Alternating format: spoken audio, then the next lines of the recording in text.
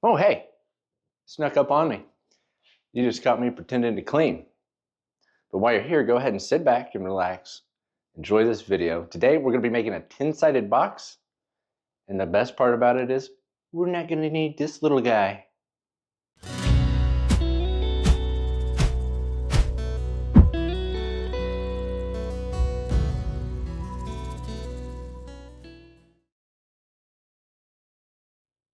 So this here is a sheet of paint grade plywood I had left over from a previous project. The last project I built was a chest of drawers, and I am sick and tired of squares and rectangles. Typically, before I begin a project, I hand write out every detail. This isn't going to be your traditional how-to video. I literally went to the garage with zero plans. All I wanted to do was create an octagon, push the boundaries of what I know and what I can do. Now, typically, anytime I try something new, I try to find one of two ways to use it, either in the shop or make it go outside. Either way, it's getting covered with white lacquer or latex paint. So this is where things begin to get dicey because I sat down and tried to do the math on the cut angle, and then I realized geometry was 29 years ago. So I Googled it. The coolest thing about experimenting is you don't have to worry about tear out or blowout. It's going to get covered by latex paint or lacquer. So just have fun. Try new stuff. Now, I love this drill press. It's done everything I've asked it to up until now. As soon as I put that 3-inch hole drill in, it struggled.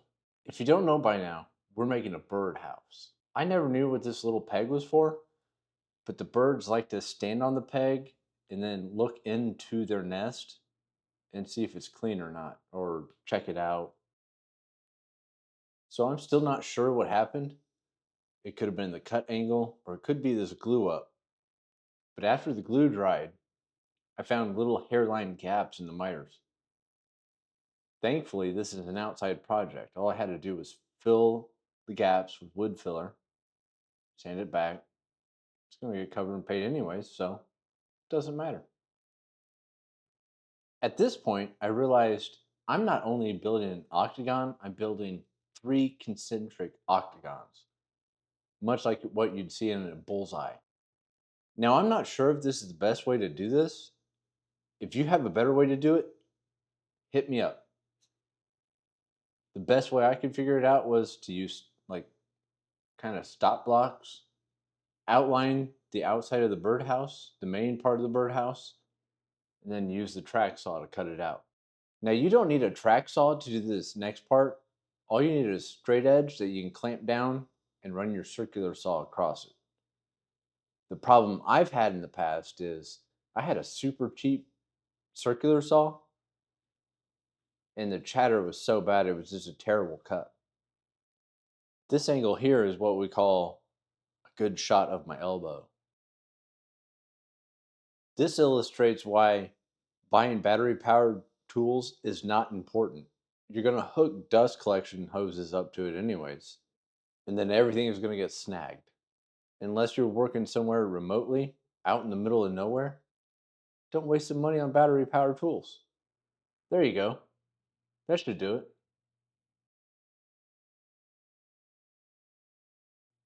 Oh, wait. No, still snagged.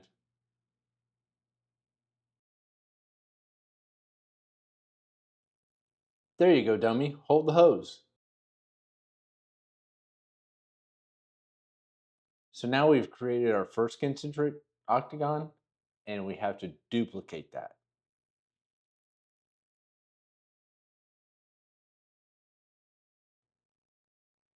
This is what we call in the industry a good shot of the back of my head. So this bandsaw, I looked it up. I think it's from the late 70s or early 80s. I got it off Facebook Marketplace for like $100 from a guy. And what's interesting is he had the bearing guides on that top jaw turned the wrong way. So the entire time he was using it, it was just essentially eating itself.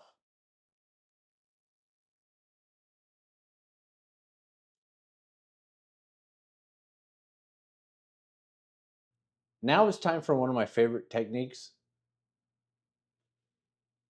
the blue tape method. Little blue tape, super glue.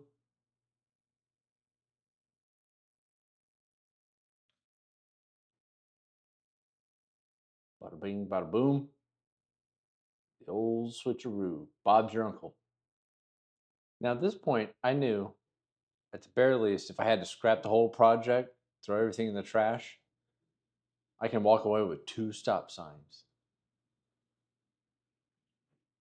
But I don't want stop signs. I want to build a box.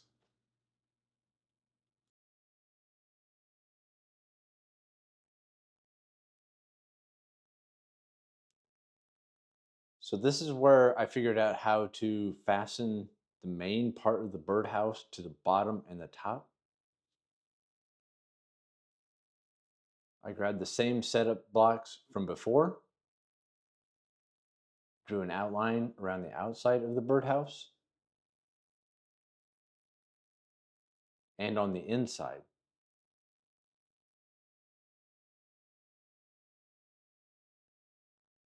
Now it's come to my attention that this project is getting pretty heavy, and I thought to myself, I should have reinforced those miter joints, but the glue's already dried.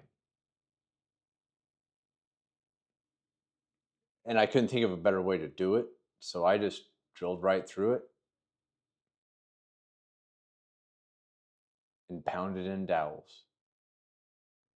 Don't forget that drill bit blowout doesn't matter. This is a birdhouse. We're going to sand everything back, cover it in paint. Hey, don't forget to turn on your shop vac. The holes I'm drilling here are a little hard to explain, but it's essentially going to be bird feeders. You cut the top off a water bottle, leave the cap on, put it down in the hole, shove a dowel through it so the birds can't throw it out. You can pour bird food in there. So then I thought about, how am I going to connect the birdhouse to the top and the bottom? And what other way am I going to do it? More dowels. Now, flush cutting these dowels is not fun. The dowels on the bottom are impeding the clamp from holding it flush and tight, so it kept wiggling. But after that, flip it over, you're good to go. Now, typically when you're sanding, you want to start at a lower grit and work your way up through a higher grit. But this is a birdhouse, and I don't care. Turning my attention to building the wall dividers for the 4-bedroom bird apartment that I built, the only thing I thought of was make 2 walls and overlap each other.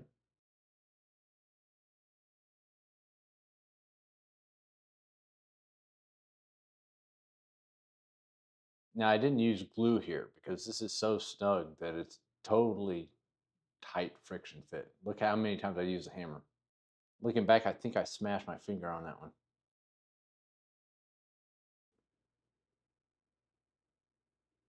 Now I'm using dowels to attach the bottom to the base. When you get done, flip it over and repeat.